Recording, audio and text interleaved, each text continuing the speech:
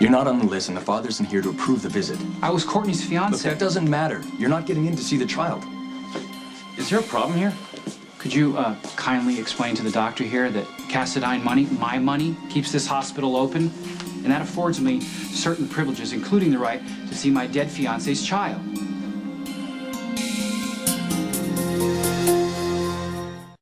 There's obviously been a misunderstanding. Nikolas has been in to visit John before. Well, he must be overestimating his importance in the child's life because he's not on the list. You don't get in without the father's approval. Wait a minute, aren't you a neurosurgeon? What are you doing monitoring who gets to visit a premature infant? Look, this is not a museum or an amusement park. You don't get to stroll in off the street and spend time with a child that's not yours. That doesn't answer my question. Okay, well, it's simple. The child has a list. You're not on it. You're not getting in unless you are. You know what? We're going to clear this up. Please do, now. Patrick Drake is an arrogant jerk, but your attitude is not helping any. That child is all I have left of Courtney. I can be close to him, I can be close to her.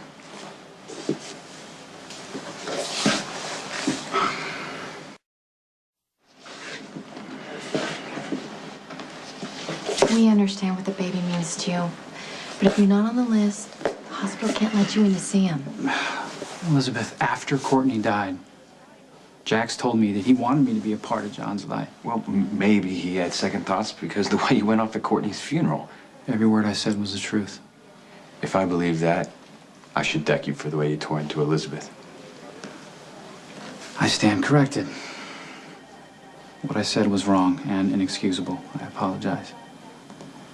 I'll forgive you if you promise to approach Jax like the reasonable, rational person I know you can be and ask him to put you on the list. With the father's permission, you can see the baby whenever you want. Please explain how I can hurt John simply by visiting him. You can't. But I'm not the one who has to be convinced. Jax is. Elizabeth, I'm not going to grovel to a man who's done everything in his power to destroy my relationship with Courtney. Okay, he's shown no respect for her memory, no consideration for her wishes. Like it or not, Jax is John's father. He has final say who gets access to his child. Yes. And Nikolas doesn't get access. You aren't going anywhere near my son.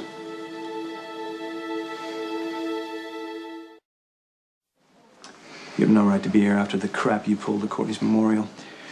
We all grieve in our own way, Jax. Oh, is that supposed to excuse your bizarre need to steal Courtney's ashes? Now, I'll let you take them. You made your grand gesture and returned Courtney to the sea. But that's the extent of my tolerance and generosity, and stay away from John. Well, that's not going to happen. Okay, well, if you're serious, I'll have to get a restraining order. Courtney chose me, Jax. I won't stay away from her child. Courtney's dead. You have no right to be here and no claim to that child.